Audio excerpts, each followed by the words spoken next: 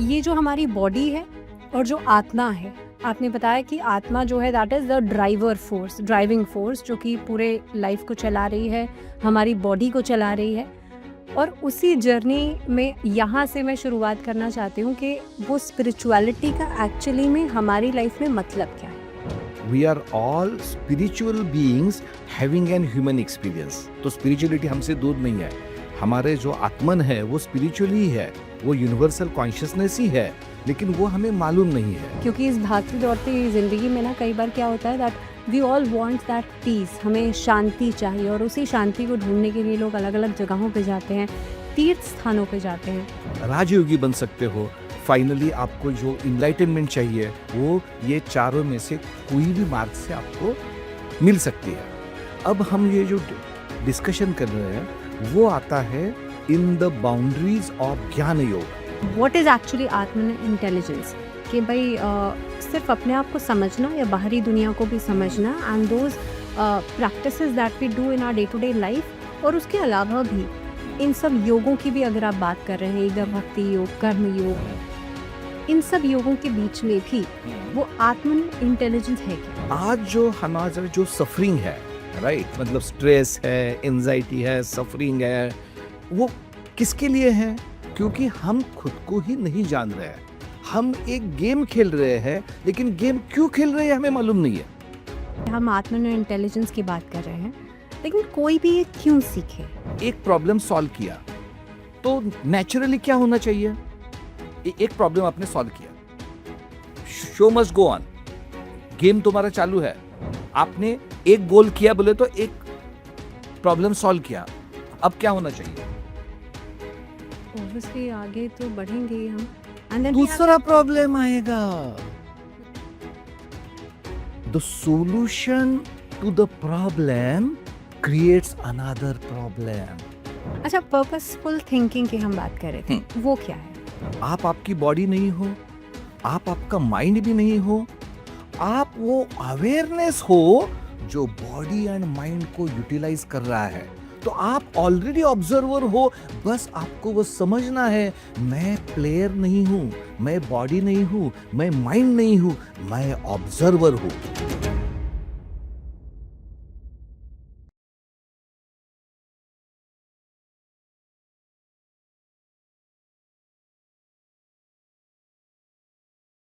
आज के ज़माने में सब कुछ बदल रहा है, हमारे काम करने का तरीका, हमारे रिश्तों की समझ, यहाँ तक कि हम स्ट्रेस को या एंग्जाइटी को किस तरीके से एक्सेप्ट करते हैं वो भी। और इस बीच में आज हम एक ऐसे विषय पर बात कर रहे हैं जो कि हमारे बाहर नहीं लेकिन हमारे अंदर भीतर झांकने की समझ हमें देता है, आत्म इंटेलिजेंस। मेरे साथ हैं हेमंत लावंगरे जी, जो कि लाइफ कोच हैं। सर, आप तो लाखों लोगों को कोचिंग करते हैं, उनकी प्रॉब्लम सुनते हैं, समझते हैं दैट हाउ आई मीन उनका क्या पर्सपेक्टिव है, वो किस तरीके से लाइफ को देखते हैं, ईदर पर्सनल, प्रोफेशनल या अलग-अलग एरिनाज़ में किस तरीके से वो जीवन को समझते हैं।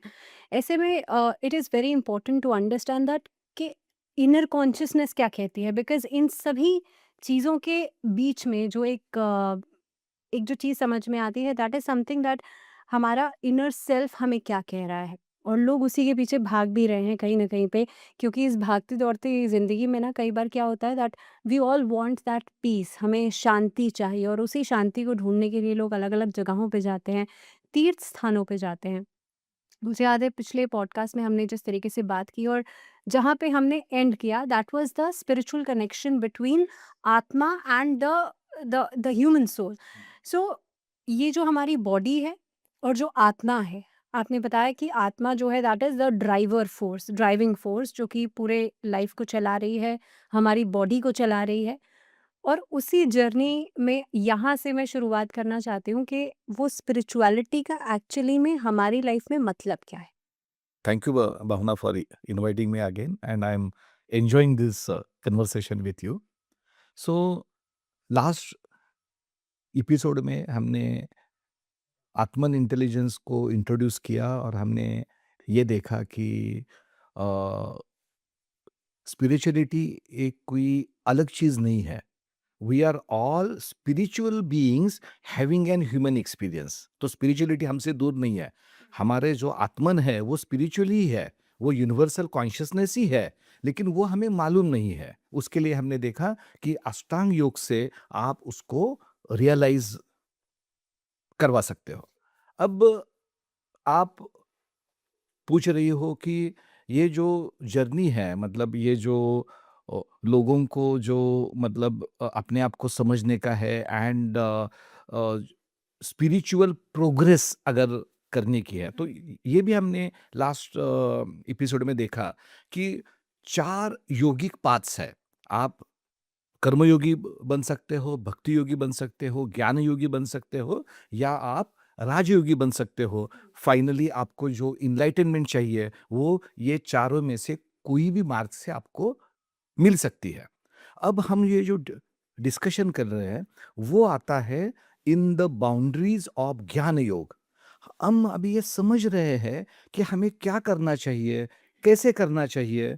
अगर मुझे स्पिरिचुअल प्रोग्रेस चाहिए तो वो मुझे किस तरीके से हो सकती है, ये मैं ज्ञान मार्ग से अभी एक्सप्लेन कर सकता हूँ। So I have a question yes. because जो लोग स्पिरिचुअल प्रैक्टिसेस करते हैं तो एक टर्म आता है कॉल्ड डिटैचमेंट। करेक्ट। और लोग समझते हैं कि भाई अगर मैं स्पिरिचुअल जर्नी पर चल रहा हूँ, उस भक्ति भाव के मार्ग पर चल रहा हूँ, तो मैं बाहरी दुनिया से डिटैच होना चाहता हूँ या होना चाहती हूँ।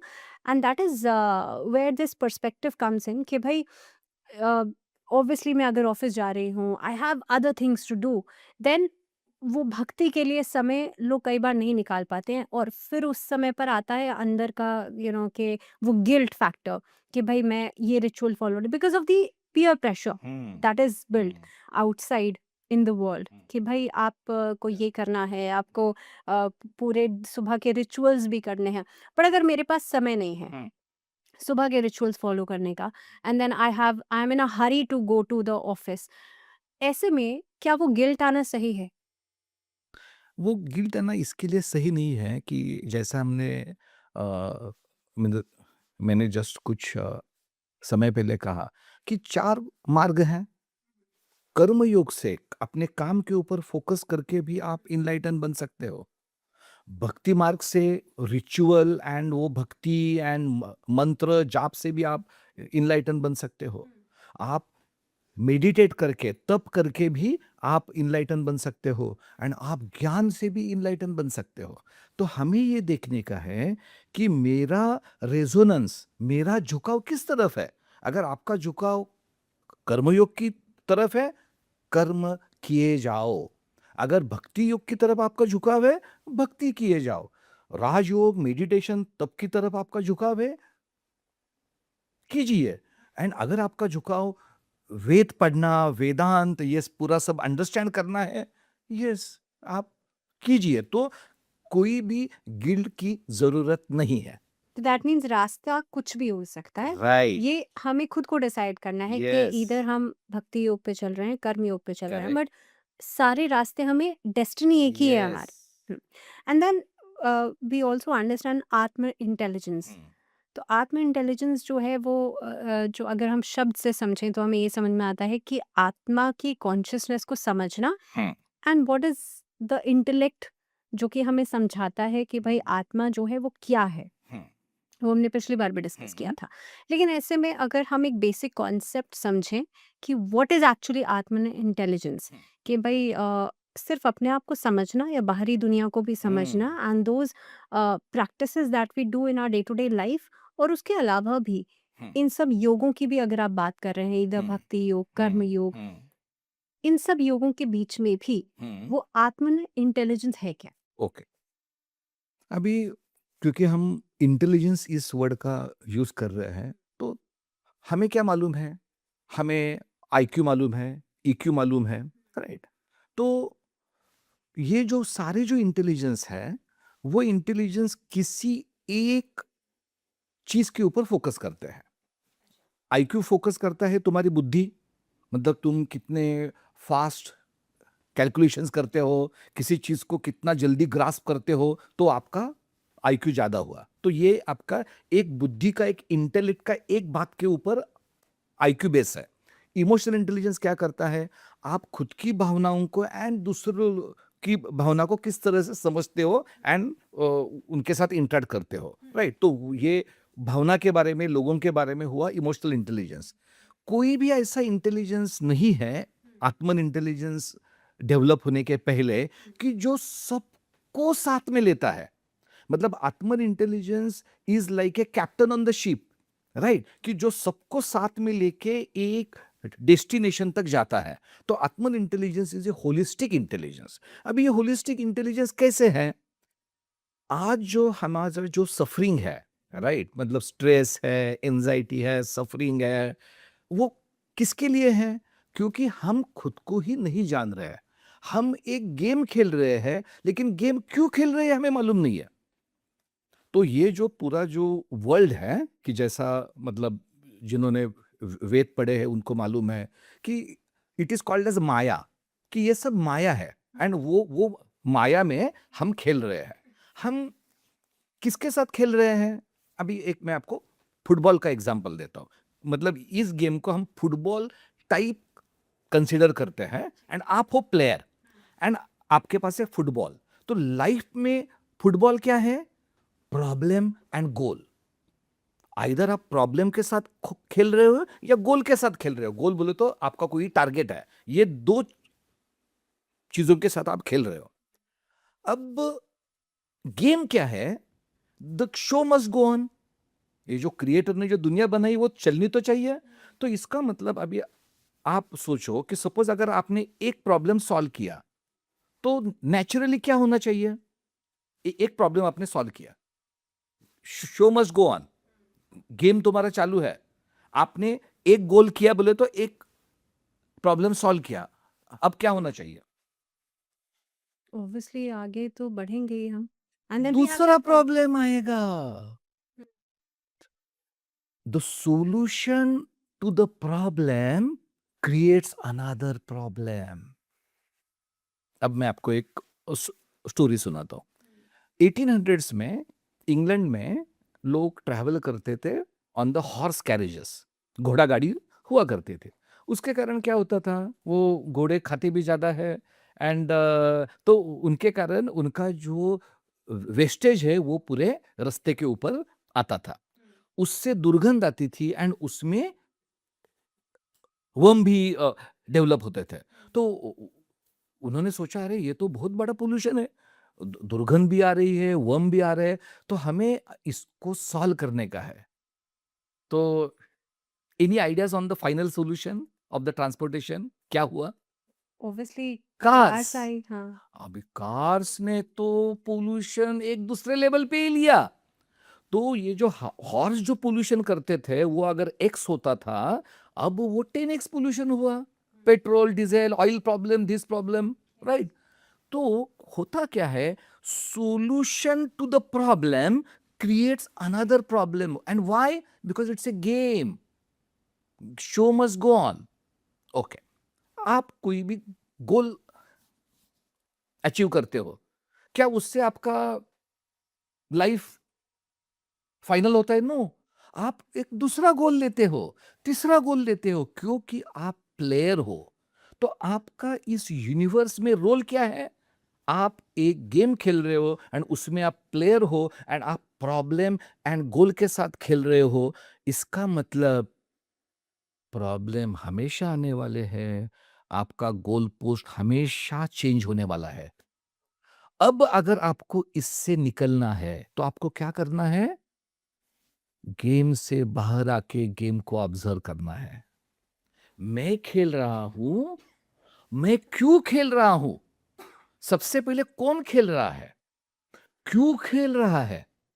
आप इसको किस तरीके से मैनेज कर सकते हो? ये जो गेम चल रहा है, ऑब्जर्वर बन के आप गेम के बाहर जाके ऑब्जर्व करते हो खुद को ही। आप ही खेल रहे हो, लेकिन अभी आपके दो रूप है। एक जो है वो खेल रहा है, एंड दूसरा जो है वो ऑब्जर्व कर रहा है। So you have to become a observer. And who are you? You are the observer. हमने लास्ट एपिसोड में देखा, आप आपकी बॉडी नहीं हो, आप आपका माइंड भी नहीं हो। आप वो अवेयरनेस हो जो बॉडी एंड माइंड को यूटिलाइज कर रहा है, तो आप ऑलरेडी ऑब्जर्वर हो। बस आपको वो समझना है, मैं प्लेयर नहीं हूं, मैं बॉडी नहीं हूं, मैं माइंड नहीं हूं, मैं ऑब्जर्वर हूं। एंड जैसे आप ऑब्जर्वर बनते हो, क्या होता है? आप डिटैच होते हो गेम से।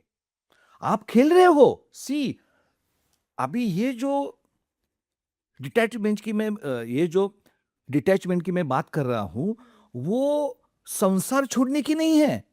वो डिटैचमेंट जो ऑब्जर्वर जो देखता है, उसके कारण जो डिटैचमेंट होते। अब मैं क्या कर रहा हूं? मैं गेम को सिर्फ इमोशनली नहीं देख रहा हूं, मैं गेम को सिर्फ लॉजिकली नहीं देख रहा हूँ, मैं गेम को 360 डिग्री हेलीकॉप्टर व्यू से देख रहा हूँ। मैं खुद को भी देख रहा हूँ, दूसरे लोगों को भी देख रहा हूँ, ग्राउंड को भी देख रहा हूँ, क्या हो रहा है ये भी देख रहा हूँ, क्या होने वाला है ये भी देख रहा हूँ। मतलब यहाँ पे देयर इज वन प्रॉब्लम और there is one game going on और करेक्ट। उसके बाद दूसरी प्रॉब्लम भी आने वाली है, तो this is not the ultimate. No, तो ये हाँ। सब मैं देख रहा हूँ। तो जो रियल डिटैचमेंट है, वो संसार छोड़ने में नहीं है, संसार में रह के संसार को ऑब्जर्व करने में रियल डिटैचमेंट है। एंड उसमें कोई प्रॉब्लम नहीं है, उसमें विजडम है। संसार को छोड़ना, ये शायद विजडम है भी या नहीं भी, depend on your mark, right? Depend on your life cycle stage, depend on your mark, कि आप संसार जो छोड़ रहे हो वो ठीक है क्या, नहीं ठीक है, वो उसके ऊपर डिपेंड है। लेकिन संसार में रह के संसार को डिटैच वे से ऑब्जर्व करना, ये लाइफ विजडम है। अच्छा, then there is something comes in my mind कि भाई किसी के दिमाग में भी आएगी ये चीज़ कि हम आत्मन इंटेलिजेंस की बात कर रहे हैं, लेकिन कोई भी ये क्यों सीखे? You wrote a book on this, yes. आप सेशंस देते हैं, लोगों को लाइफ कोचिंग देते हैं, लेकिन ऑब्वियसली हर किसी के पास कम समय है चीज़ों को सीखने के लिए, करने के लिए। तो पर्पस क्या है ये सीखने का, ये समझने का? मैं क्यों सीखूं आत्मन इंटेलिजेंस? करेक्ट। आज जो लाइफ में, जैसा मैंने पहले पार्ट में बोला, कि जो मैंने सीनियर मैनेजमेंट से जो बात की मेरे कोचिंग के दौरान, तो जो प्रॉब्लम जो उभर के आए हैं, वो है फीलिंग ऑफ होलोनेस। मैंने इतना सारा अचीव किया है, लेकिन मैं उसको एंजॉय नहीं कर पा रहा हूँ, मैं उसको फील नहीं कर पा रहा हूँ, या मैं अंदर से खुद को हॉलो फील कर रहा हूँ, या मैं ये डिफरेंशिएट नहीं कर पा रहा हूँ कि मैं रियली में कौन हूँ एंड मेरी पोजीशन क्या है। Right, right. तो ये है problem in the senior management. Problem in the middle management क्या है? Psychological burnout.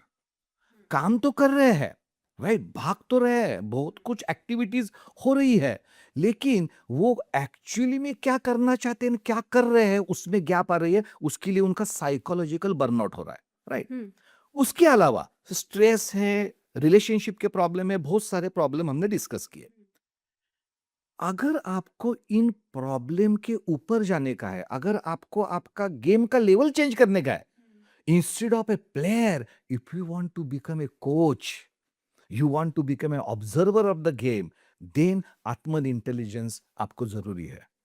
आत्मन इंटेलिजेंस ये नहीं है कि सिर्फ आप, मतलब, आत्मा के बारे में जानो। मैं आत्मा के बारे में भी बात करूंगा, क्योंकि आत्मा के बारे में बहुत सारे मिसकंसेप्शंस है, ये आत्मा क्या होती है उसके बारे में भी मैं बात करूंगा। लेकिन एक होता है आत्मा के बारे में नॉलेज, एक होता है कॉन्शियसनेस के बारे में नॉलेज, खुद के strength, values, aspirations, world view, believes के बारे में नॉलेज, ये है आत्मन। लेकिन आत्मन इंटेलिजेंस सिर्फ वो नहीं है। ये नॉलेज का आप करोगे क्या?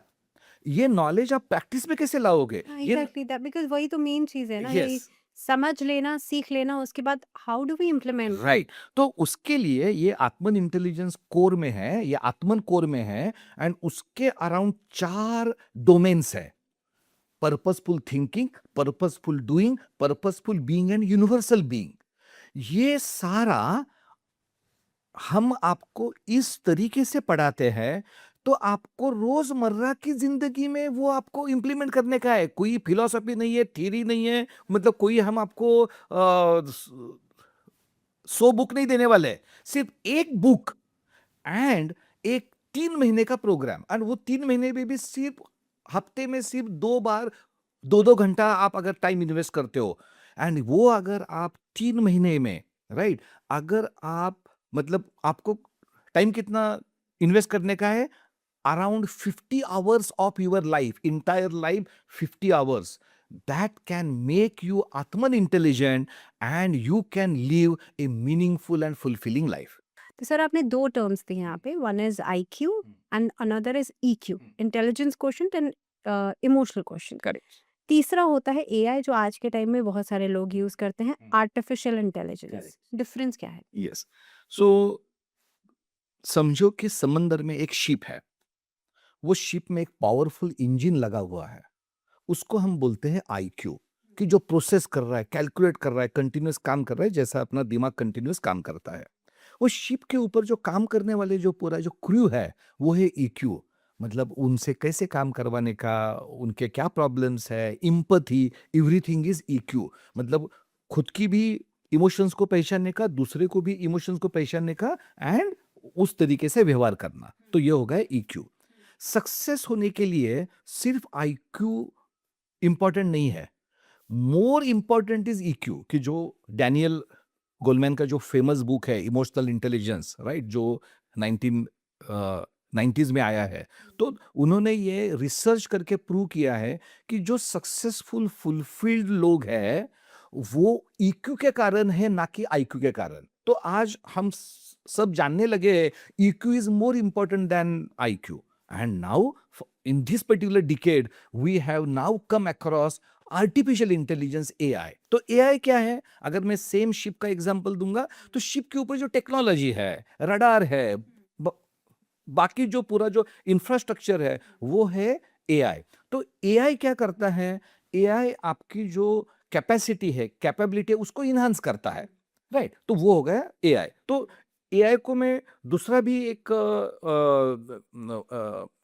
सो एआई को I can explain in a different manner also. AI is amplifier. मतलब आपके पास कुछ है, वो एआई उसको एम्पलीफाई करता है, उसको और डीप में जाता है, राइट? सो ये एक डिफरेंट टेक्नोलॉजी हो गई एआई। अभी वो शिप का जो कैप्टन है, वो कैप्टन डिसाइड करेगा कि उसको इंजन कितने पावर पे चलाने का है, क्रू को कैसे हैंडल करने का है, ये जो टेक्नोलॉजी टूल्स एंड प्रोसेसेस है उसको किस तरीके से इफिशिएंटली एआई को यूज करने का है। वो जो कैप्टन है वो है आत्मन इंटेलिजेंस। अब हो क्या रहा है? आइदर हम सीखते हैं आईक्यू, मैथमेटिक, जो कुछ हमारा जो एजुकेशन है वो हमारा एजुकेशन आईक्यू ओरिएंटेड है। अब हम बड़े होने के बाद में हमें पता चलता है, अरे बाबा ये सिर्फ काफ़ी नहीं है। आईक्यू से नहीं हो रहा है, अभी हाँ, मुझे ईक्यू सीखना पड़ेगा। हाँ, तो फिर to deal with other people. To deal हाँ, विद अदर हाँ, पीपल हम उसको भी सीखते हैं, हाँ। लेकिन फिर भी हम फुलफिल नहीं फील करते क्योंकि अभी तक तुमने खुद को ही नहीं समझा है कि तुम कौन हो। तो वो जो आत्मन इंटेलिजेंस है, वो जो कैप्टन है, वो कैप्टन आपको बनना है। आपको लाइफ में गेम नहीं खेलना, आपको गेम के ऊपर जाके गेम को ऑब्जर्व करने का है। वो है आत्मन इंटेलिजेंस। अच्छा, क्योंकि जब हम आर्टिफिशियल इंटेलिजेंस की बात करते हैं तो ज़ाहिर-सी बात, मैं बहुत बेसिक उससे बात करूँगी। आज के टाइम में लोग क्या करते हैं, आपको कुछ भी even to write a message लोग चैट जीपीटी का इस्तेमाल करते हैं। दैट मीन्स उनका जो इमोशनल वाला पार्ट है, उसको भी वो चैट जीपीटी से पूछ रहे हैं कि भाई how to frame this emotion और दिस सेंटेंस और व्हाटएवर। अब छोटे-छोटे बच्चे after COVID, because artificial intelligence बहुत ज़्यादा आगे बढ़ चुका है, तो उसका भी इस्तेमाल यहाँ किया जाता है, स्टूडेंट लाइफ़ में भी करते हैं। एंड फिर हम सवाल पूछते हैं, क्या एआई ओवरपावर कर सकता है? तो ज़ाहिर-सी बात है, इसका सवाल आएगा नहीं। लेकिन अगर इसी तरीके से चीज़ें चलती गईं, द यही रफ़्तार रही कि भई हम हर चीज़ को एआई से पूछ रहे हैं, तो फिर तो ज़ाहिर-सी बात है ओवरपावर ही कर लेगा, बिकॉज़ अपना इमोशनल ईक्यू तो बचा ही नहीं ना फिर। अपने सोचने समझने की ताकत तो बची नहीं। And I think then there comes जो आपने कहा कि आत्मन इंटेलिजेंस कि, तो लेकिन सवाल मेरा वही है कि अगर हम इसी स्पीड से चलते रहे तो एआई तो ओवर पावर करेगा ही। ओके। सो दो सबसे पहले हमें एक्सेप्ट करने का है AI as it is. There is a AI, there is a tool available to make you more efficient and powerful, वो एक टूल है। अभी हमने कितनी भी अगर डिबेट की तो भी लोग तो उस टूल को यूज करने ही वाले हैं। It's a fact. तो हमें क्या करने का है, रियलिटी को एक्सेप्ट करके उसके ऊपर जाने का है, राइट? एंड उसको ये देखने का है कि with this reality how can I adapt so that I become fulfilled and I live A meaningful life. तो सबसे पहले जो एआई को यूज करना लोग छोड़ेंगे नहीं, उल्टा ये और बढ़ने वाला है। ओके, लेकिन हम एआई का यूज कैसे कर रहे हैं? हम उसको सवाल पूछ रहे हैं, हम उसको बोल रहे हैं कि मुझे विश करने का है मेरे इस फ्रेंड को, एंड टू, तो the originator is you only. तुमको एआई नहीं बोल रहा है कि तू फ्रेंड को विश कर। You have that original thought in you कि मुझे अभी ये करने का है, मुझे ये मैसेज चाहिए, फिर आप उसको बोल रहे हो और एआई आपको एक मैसेज क्यूरेट करके कर रहा है। तो एआई एआई क्या कर रहा है?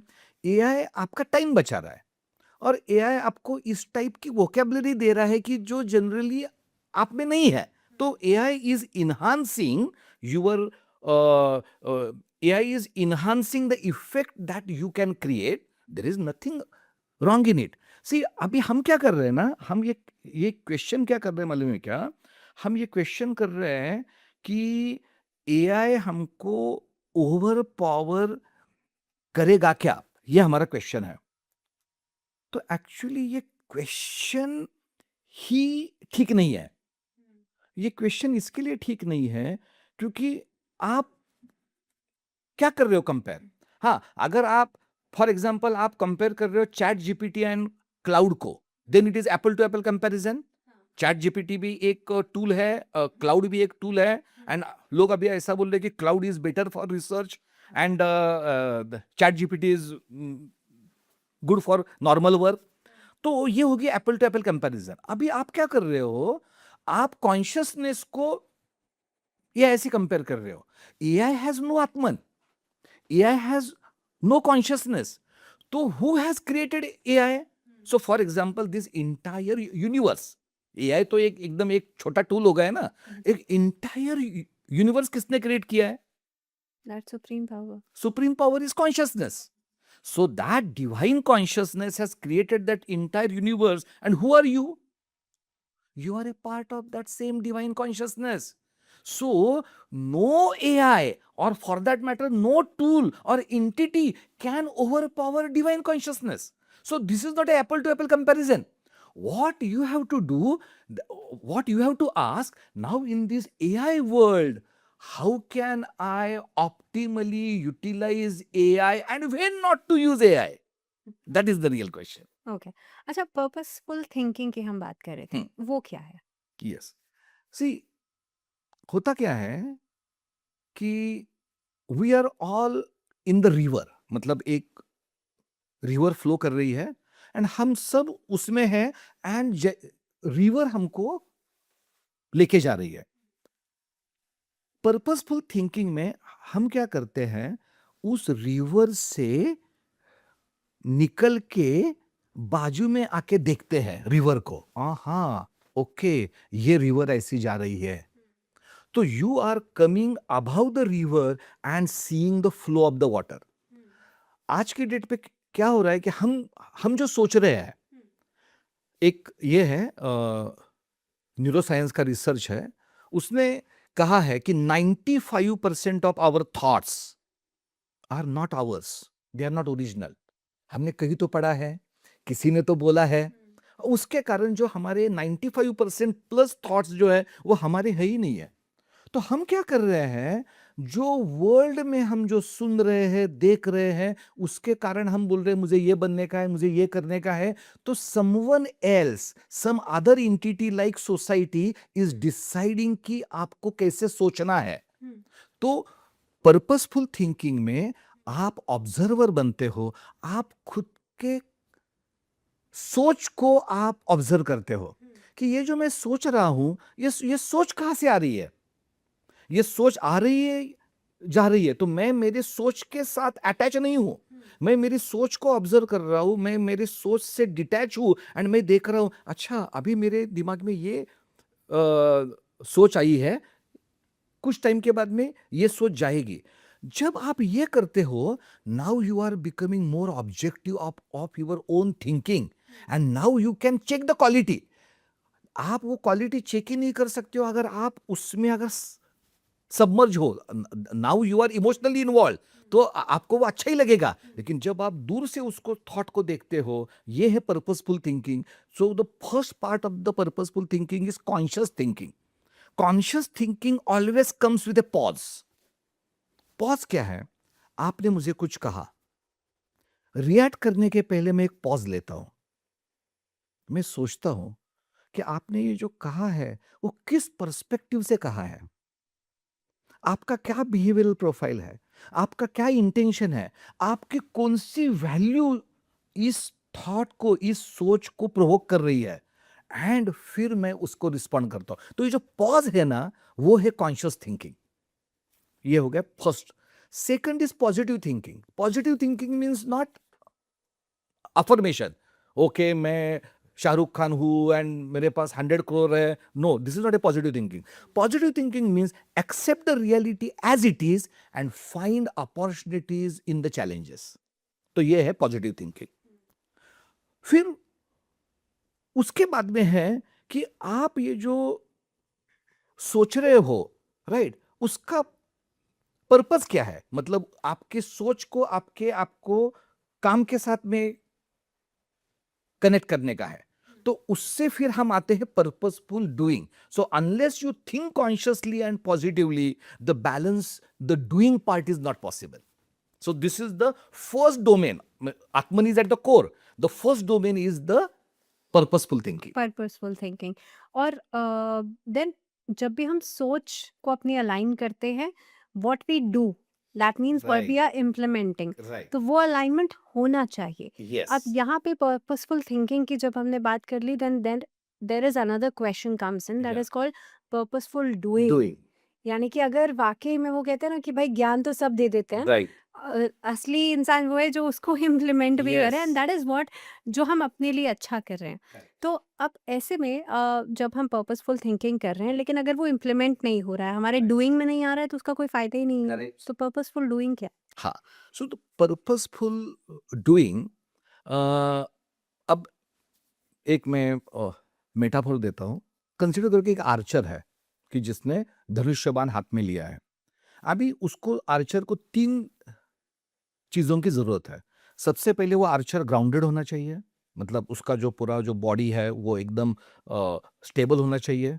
फिर उसने वो धनुष्यबाण की जो डोरी है उसको खींचना है, टेंशन क्रिएट करने का है, second activity. And the third is उसको एम क्लियर चाहिए। ये 3 चीज़ें वो उसको काम करने का है। खुद को स्टेबल करने का है, उसको प्रॉपर टेंशन करने का है, एंड एम करने का है। अभी हम जो हमारा जो लाइफ़ है उसमें हम वो टेंशन भी कर रहे हैं, और वो हम, मतलब हमारा जो कुछ सो कॉल्ड गोल है वो भी हमें मालूम है कि मुझे ये अचीव करने का है, ये प्रॉब्लम सॉल्व करने का है, तो वो एम भी क्लियर है। इशू कहाँ आ रहा है? ग्राउंडेडनेस में आ रहा है। ये जो ग्राउंडेडनेस जो है वो डूइंग के लिए जरूरी है। ग्राउंडेडनेस मीन्स आप जो कर रहे हो वो उसका पर्पस क्या है। बहुत बार क्या हो रहा है कि हम किसके लिए कर रहे हैं? फैमिली मेंबर्स बोल रहे हैं, बॉस बोल रहा है, सोसाइटी बोल रही है। तो हमारा जो करना जो है ना, वो किसी के इन्फ्लुएंस के कारण हम कर रहे हैं। हमें ये खुद का बिलीफ नहीं है कि मुझे यही करने का है, इसके लिए करने का है। सो वो अगर हमें करने का है सक्सेसफुली, तो हमें क्या करना चाहिए? सी, हम इस दुनिया में जो जी रहे हैं वो अकेले तो जी नहीं रहे। अगर आपको कुछ भी काम करने का है, तो आपको दूसरे लोगों का भी सपोर्ट चाहिए। अगर आपको कुछ बड़ा करने का है, अगर कोई बहुत छोटा काम करने का है, तो आप वो अकेले भी कर सकते हो। कोई बड़ा काम करने का है, तो आपको लोगों का सपोर्ट चाहिए। तो कोलैबोरेशन, आपका जो माइंडसेट होना चाहिए, वो सिर्फ खुद करने का नहीं होना चाहिए। ये मैं मेरे काम में, पर्पसफुल डूइंग में कैसे सपोर्ट लूँ मेरी जो इंटायर जो इकोसिस्टम है उससे। So the collaborative mindset is essential for the purposeful doing. दूसरा, बहुत बार क्या होता है कि हम क्या करते हैं, हम सिर्फ गोल के ऊपर फोकस करते हैं, राइट? लेकिन मैंने पहले ही बोला है, it's a game, goal will keep changing. So the focus has to be on process. मैं इस प्रोसेस को एंजॉय करूंगा, राइट? मतलब फॉर एग्जांपल अभी हम एक पॉडकास्ट कर रहे हैं, ये पॉडकास्ट कब पब्लिश हो जाएगा, फिर उसको कितना लोग देखेंगे, फिर कितना लोग लाइक करेंगे, कमेंट करेंगे, ये मैं अभी सोच नहीं रहा हूं। I am enjoying this conversation, I am fully into it, I am not thinking about the result, वो ओके मतलब ये कैमरा कैसा है, क्या है, नो नो नो। आप मुझे सवाल पूछ रही हो एंड मैं तन मन धन से उसका रिस्पॉन्स, तो मैं इस प्रोसेस में इन्वॉल्व हूं। अब ये जब मैं प्रोसेस एंजॉय करता हूं, अब मुझे रिजल्ट की चिंता नहीं है, क्योंकि मैंने ये प्रोसेस इतनी दिलदारी से एंजॉय की है। Now I am not worried about the result, I am not saying result is not important, but I am not worried about the result. Result अच्छा आया, हैप्पी, अगर अच्छा नहीं आया तो मुझे दुख नहीं होगा, क्योंकि ये मैंने प्रोसेस एंजॉय की है। सो पर्पसफुल डूइंग के लिए you have to be process oriented. And what about purposeful being? Because वो अपने आप में होना बहुत इम्पोर्टेंट है ना, कि हम कहते हैं कि भई हम वैल्यूड हों। यस, हम कई बार लोगों से उम्मीद करते हैं कि भई वो हमें वैलिडेट करें। समटाइम्स कोई तारीफ़ करता है तो बहुत अच्छा लगता है। Right, I think everyone feels yes, elevated कि अगर सामने वाला आपकी तारीफ़ कर रहा है। Yes, I think this is what makes us validated, कि भाई हमें अंदर से ऐसा लगता है, नॉट सेइंग कि वो करेक्ट है, बट हमें अंदर से ऐसा लगता है कि भाई हम सामने वाला हमें वैलिडेट कर रहा है। यस, तो ऐसे में एक पर्पसफुल बीइंग क्या होगा? यस। तो पहले मैं वो आपने जो एक अच्छा पॉइंट उठाया वैलिडेशन का, उसको कवर करूंगा एंड फिर मैं पर्पसफुल बीइंग के बारे में बात करूंगा, ऑल्दो वो रिलेटेड है। लेकिन ये जो वैलिडेशन है ना, वो अभी मतलब बहुत चर्चे में रहता है, राइट? अब क्या होता है कि क्योंकि हम एक सोशल मीडिया के वर्ल्ड में है, कि जिसमें ये वैलिडेशन काम करता है डोपामाइन का, राइट? मतलब वो आपको एक लाइक मिली, you feel good and then you crave more for that. अब ये वैलिडेशन कहाँ से आता है? ये वैलिडेशन उस वृत्ति से आता है कि जब आप ये देख रहे हो कि आपका जो आनंद है वो दूसरों के तारीफ में या दूसरों के एक्नॉलेजमेंट में है, क्योंकि आपने आत्मन के ऊपर काम नहीं किया है। जब आप आत्मन के ऊपर काम करते हो, तब आपको यह पता चलता है कि मैं एक यूनिक व्यक्ति हूं, ये मेरा लाइफ पर्पस है, ये मेरा बिलीफ है, ये मेरी स्ट्रेंथ्स है, ये मेरा बिहेवियरल प्रोफाइल है, ये मेरी वैल्यूज है, एंड वो मेरी यूनिक वैल्यूज है। It is not necessary that they need to match with any other. तो आपका ये जो सेल्फ जो है, वो सेल्फ का अंडरस्टैंडिंग इतना बढ़ता है, अब आपको वैलिडेशन की जरूरत नहीं। तो सबसे पहले जो हमें काम करने का है, वो अपने आत्मन के ऊपर काम करने का है, so that validation becomes irrelevant. So this is my part one answer. जी। नाउ पार्ट टू आंसर, आपने बोला कि ये पर्पसफुल बीइंग क्या होता है। जब आप पर्पसफुल थिंकिंग करते हो एंड डूइंग करते हो, it has a direct impact on the being. Being क्या है? मैं क्या सोच रहा हूं एंड मैं क्या कर रहा हूं, उससे मेरा बीइंग बनता है, मेरा कैरेक्टर बनता है। सो ये अगर आपने पर्पसफुल थिंकिंग एंड अगर डूइंग किया, तो आपने पर्पसफुल बीइंग का भी एक पार्ट को टेक केयर किया है। लेकिन उसके कंपोनेंट्स क्या है? मतलब आप जब, हम ये कब कह सकते हैं कि आप एक पर्पसफुल बीइंग हो, आप में कैरेक्टर हो? सबसे पहली जो चीज है वो है ग्रेटफुलनेस। होता क्या है कि हम ये सिर्फ ये देखते हैं लाइफ में, मतलब ज्यादातर, कि मेरे में क्या नहीं है। हम ये नहीं देखते कि मेरे में क्या है। One piece body, shouldn't I be grateful for a one piece body? कोई प्रॉब्लम नहीं है। I am having food 2 times 3 times a day.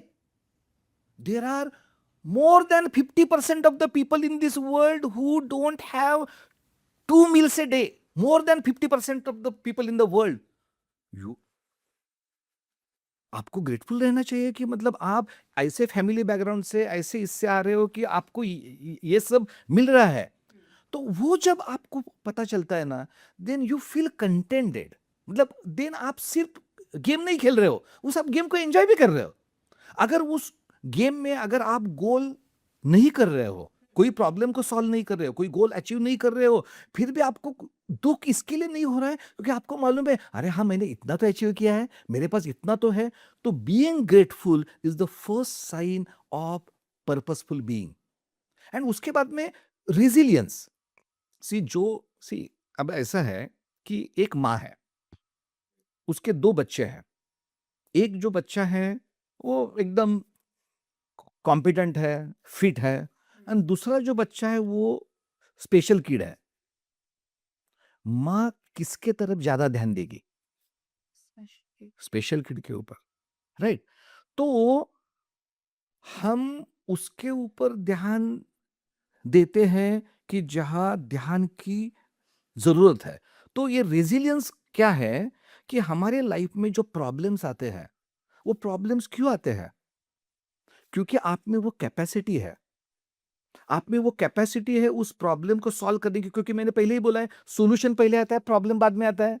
क्योंकि आपके पास सॉल्यूशन है, क्योंकि आपके पास वो कैपेबिलिटी है प्रॉब्लम सॉल्व करने की, उसके लिए आपको ये बड़ा प्रॉब्लम आया है। So you should be grateful, oh my God मेरे पास बड़ा प्रॉब्लम है, इसका मतलब I am destined for greatness. तो वो जो रेजिलियंस आता है वो इस थॉट से आता है that any adversity has an opportunity in it. तो इससे बनता है पर्पसफुल बीइंग।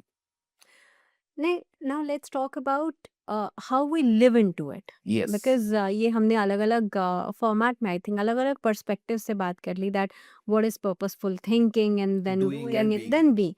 अब बात आती है कि हम उसे एक साथ जी कैसे सकते हैं, so it correct. Is about improving life या फिर transcending life. Yes, good question, it is both. Example, एक आप ऐसा करो कि एक घर है एंड घर में लोग सोए हुए हैं। अभी उनको आपको जगाना है। तो आपके पास एक है कि घर में आग लगाओ। घर में अगर आपने आग लगाई तो वो बेचारे उठने वाले हैं, भागने वाले हैं, तो आपने उनको जगाया, आपका जो ऑब्जेक्टिव वो कंप्लीट हो गया। दूसरा जो है, वेट करो, सूरज आएगा, सूरज आने से रोशनी अंदर जाएगी, वो उठने वाले हैं। तो 2 तरीके हैं, घर में आग लगाना एंड सूरज आना। तो सूरज जो आना है, वो है तुम्हारी कंटिन्यूअस इंप्रूवमेंट। तुम काम करते जा रहे हो एंड सूरज आ रहा है। और ये जो है मतलब एकदम कोई एक डिफिकल्ट सिचुएशन आना, वो है फायर। तो दोनों से आ सकता है। और एक एग्जांपल, अभी आपने एक कंसीडर करो कि हम मतलब एक फोटो लेके उसको एक्चुअल में डेवलप कर रहे हैं। It is not a digital photo, you are processing the photo. तो आपने फोटो क्लिक किया, जो आपने क्लिक किया वो फ्रैक्शन ऑफ सेकंड में क्लिक किया, सडन क्लिक किया, राइट? और उसके बाद में आपने उसको प्रोसेस किया, process will take time and उसके बाद में वो फोटो पेपर पे आया। तो ये जो अचानक होना, ये भी इंपॉर्टेंट है, क्लिक करना एंड उसके बाद में उसको प्रोसेस करना भी इंपॉर्टेंट है। वैसे लाइफ में अगर आपको इनलाइटन बनने का है, तो आपको ये कंटिन्यूअस काम करना भी इंपॉर्टेंट है और एक ऐसी मोमेंट आना कि जहां से ये जो पूरा जो आपने काम किया है वो क्लिक करके आपको result देगा and you will connect all the dots. So both are necessary, right? That continuous working on something on your life is also necessary and that moment of the click is also necessary. अच्छा, then दिमाग में ये सवाल भी आता है ना कि क्या ये सिर्फ स्पिरिचुअल सीकर्स के लिए है या फिर आम जनता या जो लेमन है वो भी इसे प्रैक्टिस कर सकता है? Yes. So I will repeat the quote. We think that we are human beings seeking spirituality.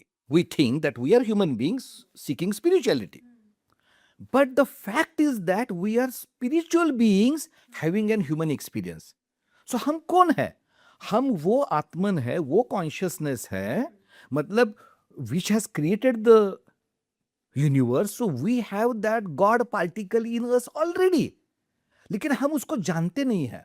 तो अगर हर जीव में अगर वो कॉन्शियसनेस है, तो इसका मतलब हर जीव ऑलरेडी स्पिरिचुअल है। उसके लिए आपको कोई स्पेशल एफर्ट लेने की जरूरत नहीं है, आपको सिर्फ जानना है। मतलब एक रूमी का कोट है कि हम डायमंड नेकलेस पूरे रूम में देख रहे हैं, लेकिन वो हमारे गले में ऑलरेडी है। एक कोट स्वामी विवेकानंद जी का है, उन्होंने कहा है कि हमें जो चाहिए वो ऑलरेडी हमारे पास अवेलेबल है, हमारे आंखों के सामने है, राइट? मतलब entire universe is for us to explore, experience, लेकिन हमने क्या किया है? आंखों को हमारे कवर किया। हमें क्या करने का है? सिर्फ इस कवर को हटाने का है। It is already there for you because you are that divinity, you are that divine consciousness.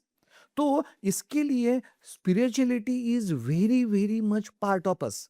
आज जो हमारा ये जो कल्चर है, जो धर्म है, वो उसने क्या किया है? स्पिरिचुअलिटी को सेपरेट किया है एंड हमारी रोजमर्रा की जिंदगी को सेपरेट किया है। और हमें लगता है कि जब तक हम कोई रिचुअल ना करें, धर्म को ना फॉलो करें, हम स्पिरिचुअल नहीं है।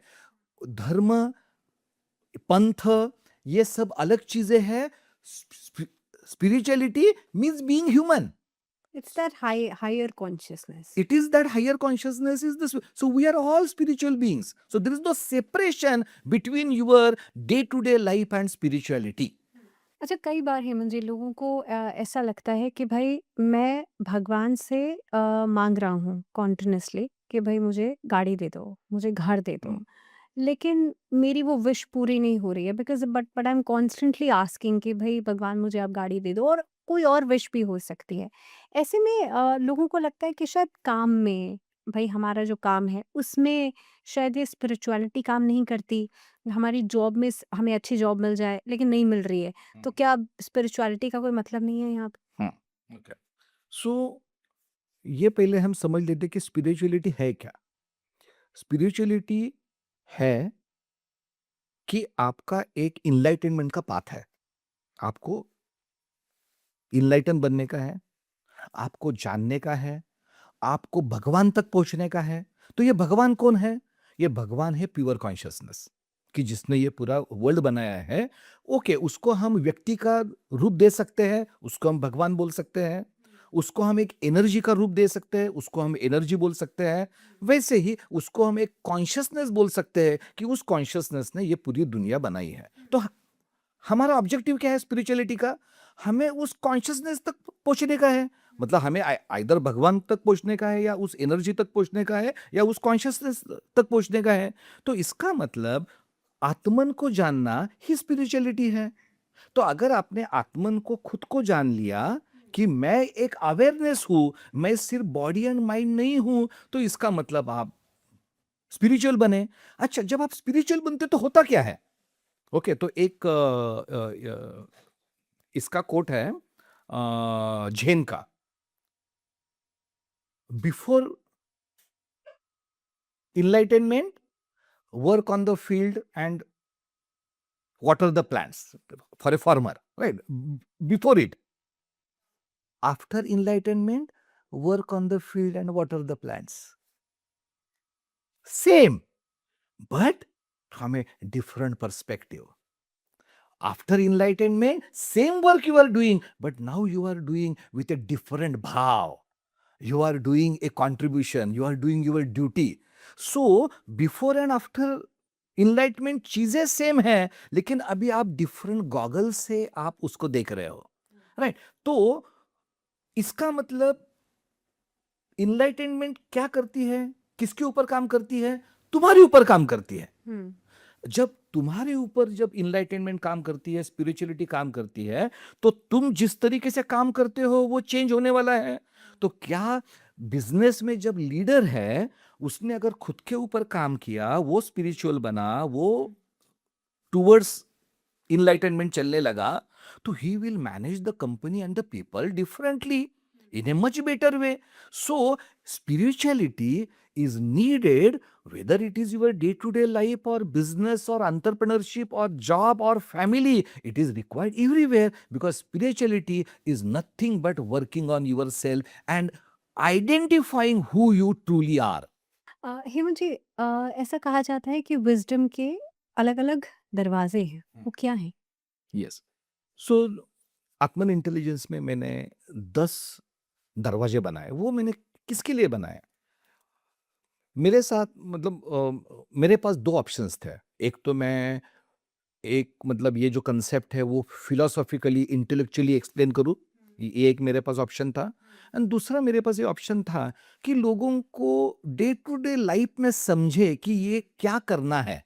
तो मैंने दूसरा जो मार्ग है, उसको सिलेक्ट किया और मैंने एक 10 विजडम डूअर के बारे में आत्मन इंटेलिजेंस में लिखा है एंड वो सीक्वेंस में है एंड वो दरवाजे ही क्यों? क्योंकि वो दरवाजे के में मतलब उस दरवाजे को क्रॉस करना ये आपके ऊपर डिपेंड है, कोई आपको फोर्स नहीं कर रहा है। तो आपको वन बाय वन उन दरवाजों को आपको क्रॉस करने का है। तो जो फर्स्ट जो दरवाजा है, वो है नोविंग द सीक्रेट ऑफ लाइफ कि लाइफ का सीक्रेट क्या है?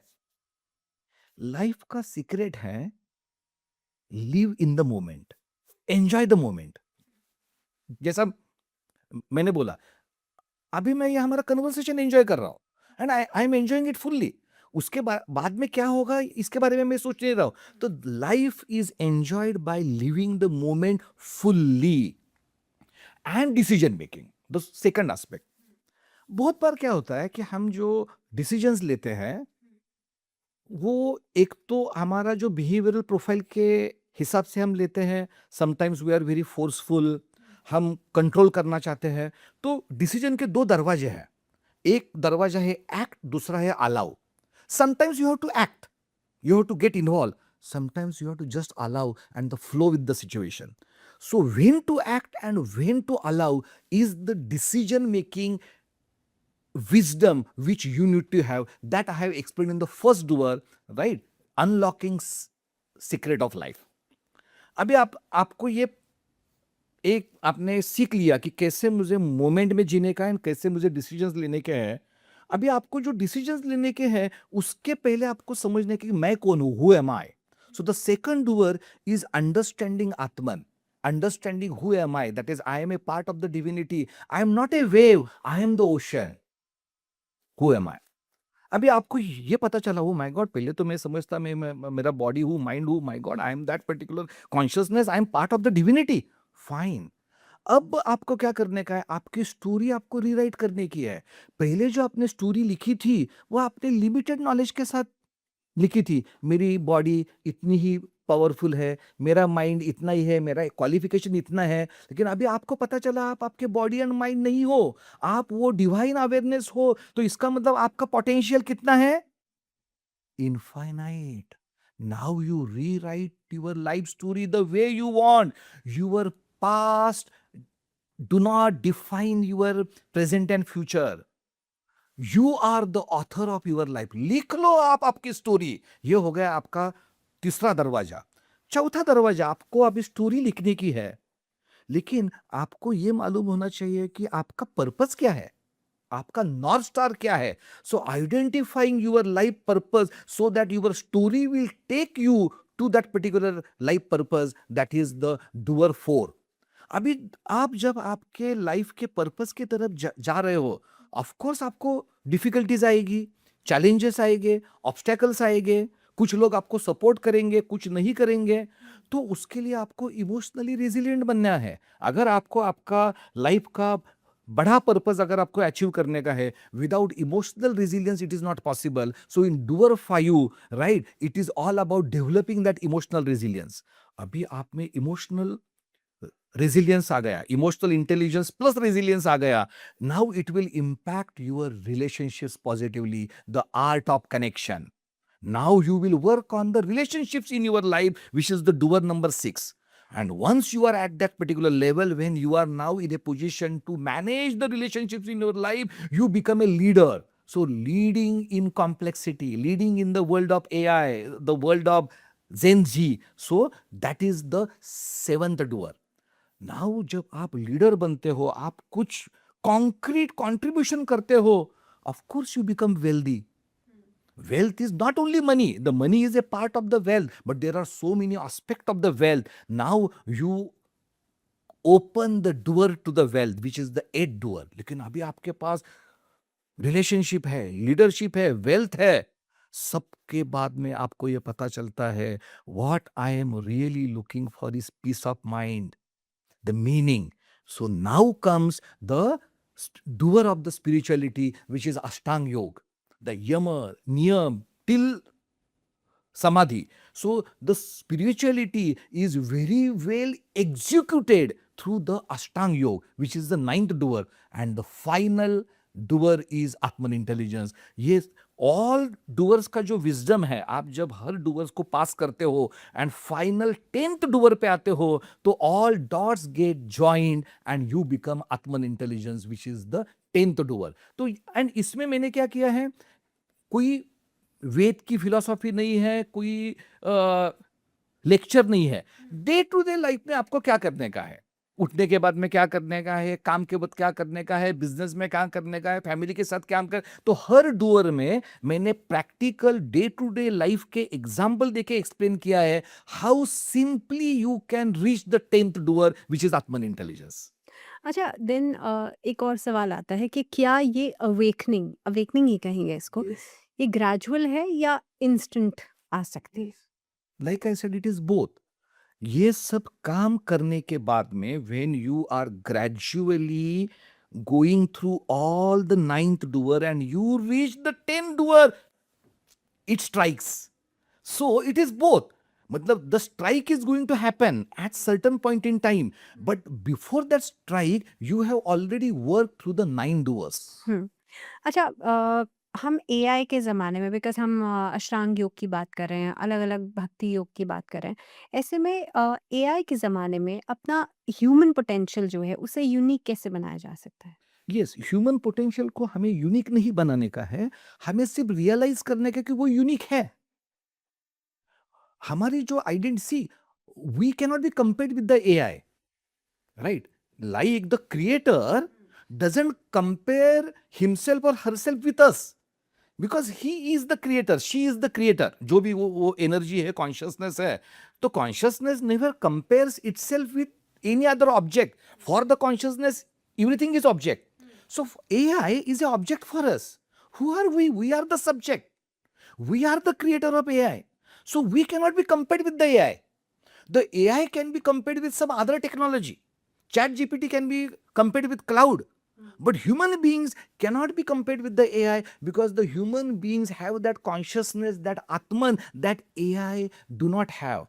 So instead of comparing ourselves with the AI, we have to first understand who we truly are, which separate us from everything in the world which are objects, including AI. And now you are that observer, you are that Atman who is experiencing the world, wherein the AI is just one tool for you. Okay. Now, I think we have discussed everything, and now above all, मैं आपसे चाहती हूँ हमारे listeners के लिए that what is that one takeaway? Yes. One takeaway is you are not the wave, you are the ocean.